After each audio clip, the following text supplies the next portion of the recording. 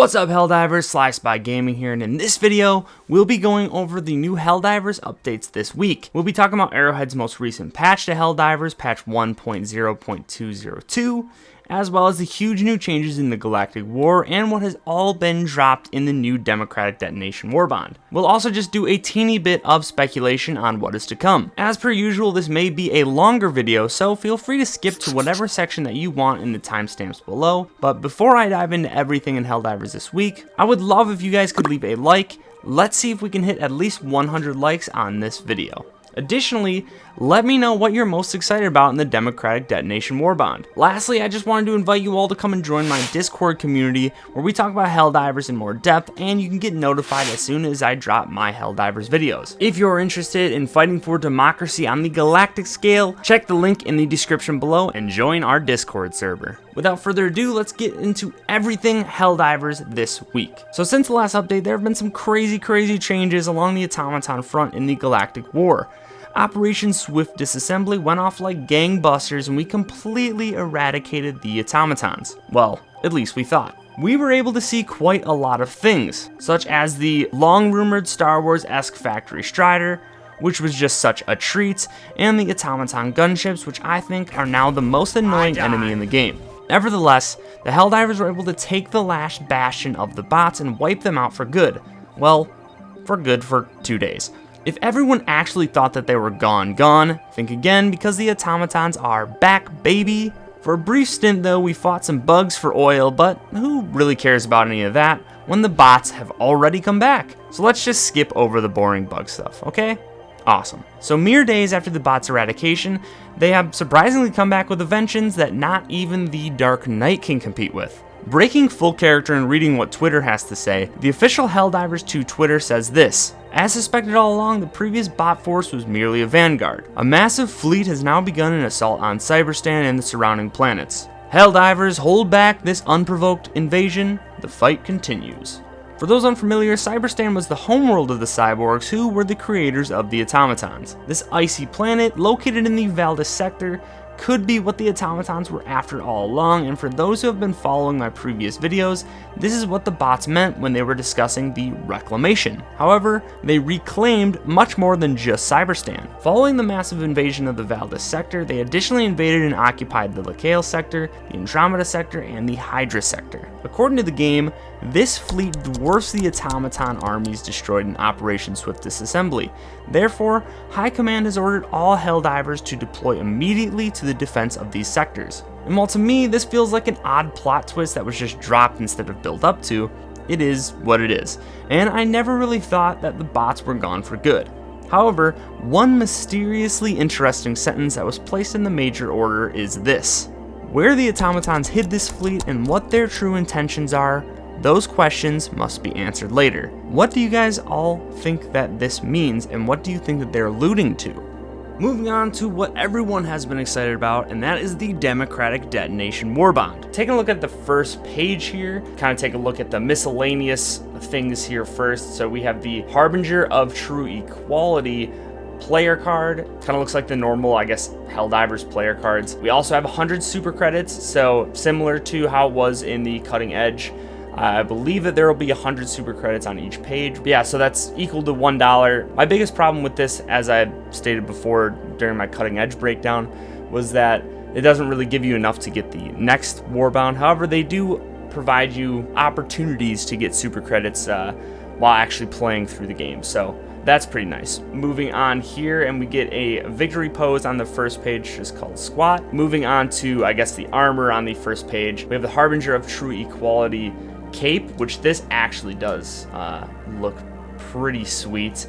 Additionally, you have the CE-27 Groundbreaker helmet. Again, no armor passives on the helmet, and I don't believe that there has been a helmet with armor passives yet implemented into the game. Hopefully at one point that does change, and same with the cape, there's no armor passives on that. Additionally, you have the CE-27 Groundbreaker body armor, which goes with the helmet there. This does have some armor passes, so similar to the Steel Veterans with the kind of metal arms, you have that servo assisted passive, so it increases your throwing range by 30% and then provides 50% to your limb health. It's very interesting because seeing as this Warbond is very much about explosives and things like that, it does make sense, I guess, with the throwing range, but I was hoping that we'd see, I guess, more explosive resistance to kind of go along with the theme of the Warbond itself. But moving on, we have the G123 Thermite Grenade, and I had discussed this a little bit in my leak video before this had actually come out, and I am interested to see what this is all about. Apparently, kind of how it was described, it's like a sticky grenade. As of when this video drops, I'll be trying to showcase as many weapons as I can on the live stream tonight,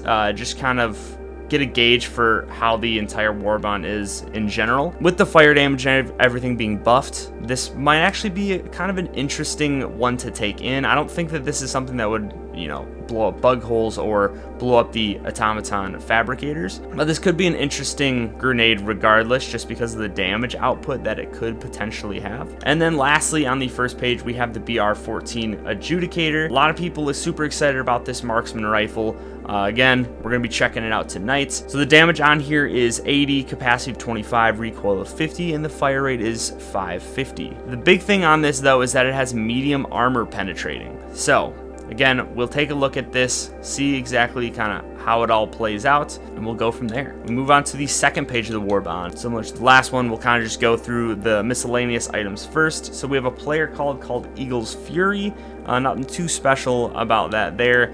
Again, we have the 100 super credits, and if it's similar to Cutting Edge, we'll see on page 3 it'll have another 100 equaling that 300 super credits. And then additionally, we have a booster, Expert Extraction Pilot. So I was really excited to see what the boosters were going to be like in this Warbond. So for this one, it lowers the time it takes for the extraction shuttle to reach the extraction beacon. Now this one is actually pretty interesting because typically it's without any like operational or planetary effects or anything like that. It's typically 2 minutes. There are some operation effects that can make it take longer, like up to 4 minutes, which is absolutely crazy. So this actually might come in handy for situations like that when you do end up having one of those kind of operation effects that enhances the amount of time that the extraction takes. Additionally, we have another victory pose on page 2 called the Courtly Bow. Moving on, we move on to the Eagle's Fury Cape.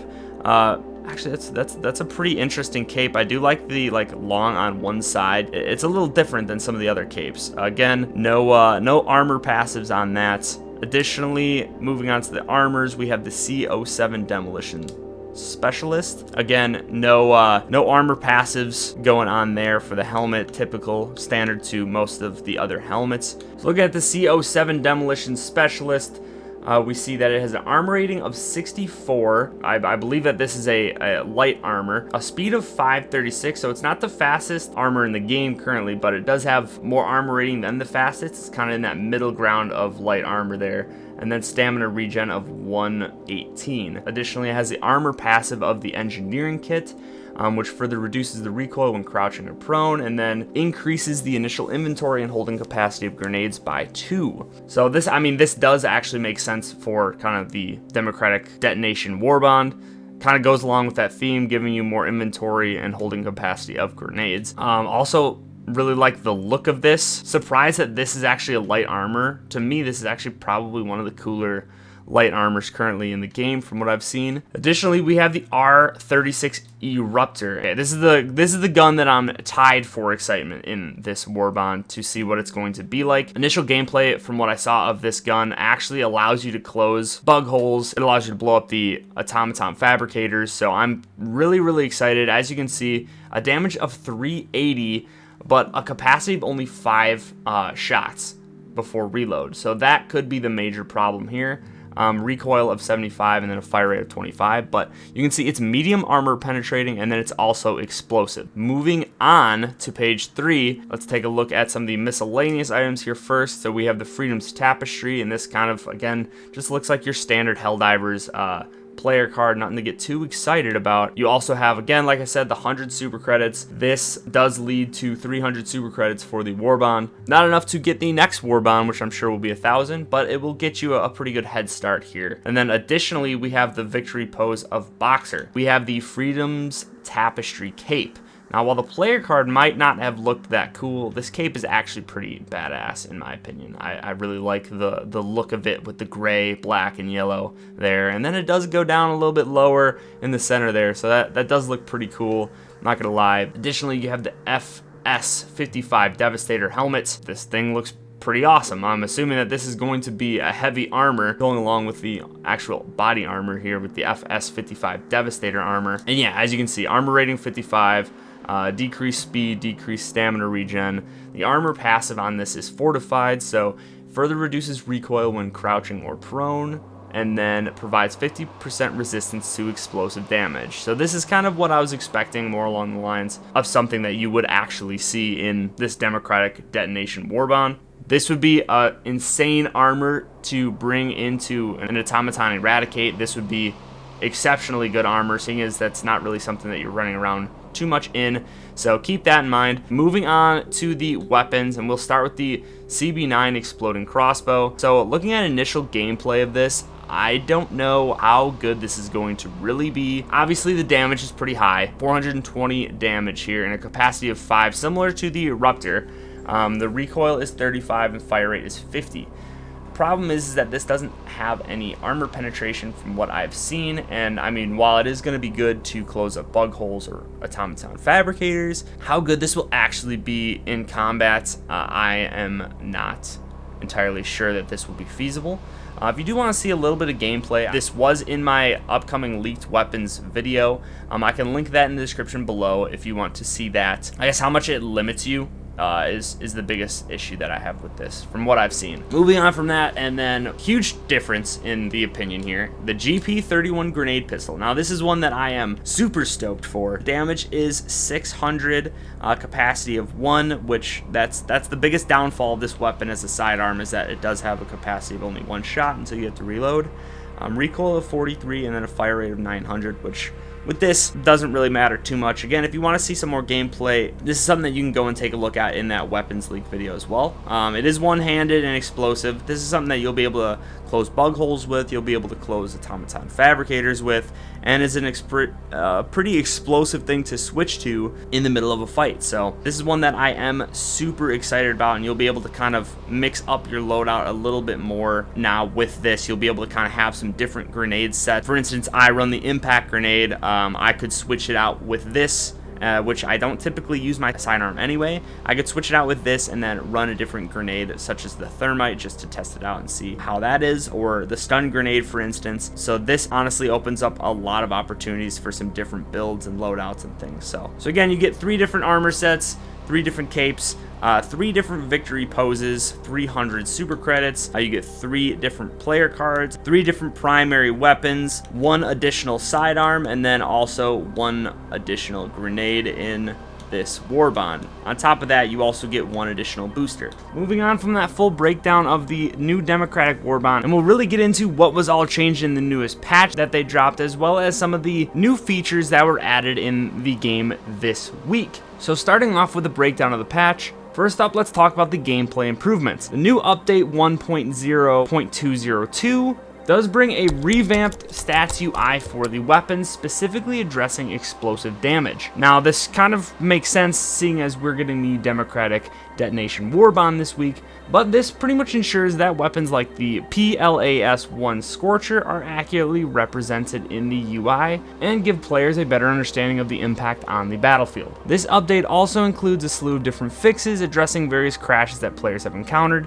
These fixes range from crashes during deployment and extraction to some issues while using support weapons and heat-based weapons. Players will also no longer experience crashes when picking up medals and super credits. And most of this patch was really just fixes to the crashes that a lot of players were experiencing in the game. Playing after the patch, it does seem like it is a bit more stable. I personally didn't experience a crash, and neither did my squad as we were playing. However, there are still a ton of issues left in the game. The development team mentioned a bunch of known issues currently, but just to give you a couple of them, some of these issues include problems with the social menu, friend invites and crossplay, and additionally there are some gameplay issues as well, such as inconsistent weapon behavior, targeting, as well as some minor alignment issues with certain scopes and guns. One of the major last-minute additions to Helldivers this week was some more Super Destroyer Fleet ship module upgrades. Earlier in the week, there was an issue where there was apparently a rogue item detected called the catalog expansion that was shown in the ship module. From my understanding, this must have been a bug, but I think it was really in preparation for this gigantic ship management quality of life update. So Helldivers 2 continues to amaze me and much of the community, and they just kind of dropped a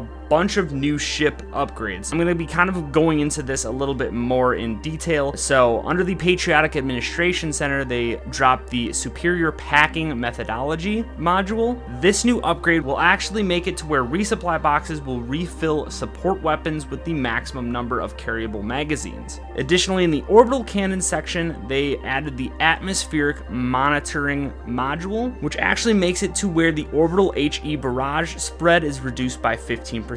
That affects the 380 and 120 millimeter HE barrages. You'll also notice that there is a change in the prices here. So this may be different across the board for the ones that are unlocked. But we see specifically that the atmospheric monitoring module is going to be a whopping 200 common samples, 150 rare, and then 15 of those super rare samples. In addition to the large amount of samples, it's also going to cost 25,000 requisition. Now, this could be a major concern, seeing as the maximum amount that us as Helldivers are currently allowed to carry is 50,000, which you can see up at the top up here. So for those of you Helldivers who have been saving up those samples and are currently maxed out on the ship module, you'll have something to actually spend them on. We'll move on to the module that was added to the hangar, which is the XXL Weapons Bay module. This upgrade will actually make it to where Eagle stratagems that drop multiple bombs will drop one additional bomb. You'll see in here that this obviously does not include the 500 kilogram, even though in my personal opinion that really needs to be buffed. Anyways, you'll see the Eagle Airstrike, Eagle Smoke Strike, Cluster Bomb, and Eagle Napalm Airstrike. Moving on to the bridge section, and they have added Enhanced Combustion. With the major increase to fire damage already, the Enhanced Combustion ship module, for anyone who is trying to go in with a fire build, is kind of a necessity. This will actually increase the fire damage from stratagems by 25%, and this actually does include the flamethrower and incendiary mines as well. I'm curious to see what the pairing with the flamethrower would actually look like and how effective it actually is against some of the enemies. In the engineering bay, they have added the circuit expansion, and while Enhanced Combustion had to do with fire, the circuit expansion actually does have to do with the lightning arcs. So its upgraded effect is that lightning arcs fired from weapons and turrets jump to one additional enemy. Now, the effective stratagems show that it's the arc thrower and Tesla tower. However, we might also see this in the blitzer shotgun as well, seeing as that is an electrical based weapon. And then last on the list of additions for the ship module and ship management section is the Blast Absorption. The Blast Absorption reinforces sentries with expanded polystyrene pieces, which absorb thermal and blast energy. So according to this, sentries will actually take 50% less damage from explosions. And that just about does it for everything that was added in Helldivers this week, and it is a huge list. If you enjoyed the video, make sure that you hit that like and subscribe button so that you can stay up to date on what Helldivers is doing next. Additionally, don't forget to join that Discord channel that I mentioned earlier. Thank you everybody for watching, and until next time, this is Sly Spy Gaming, signing out.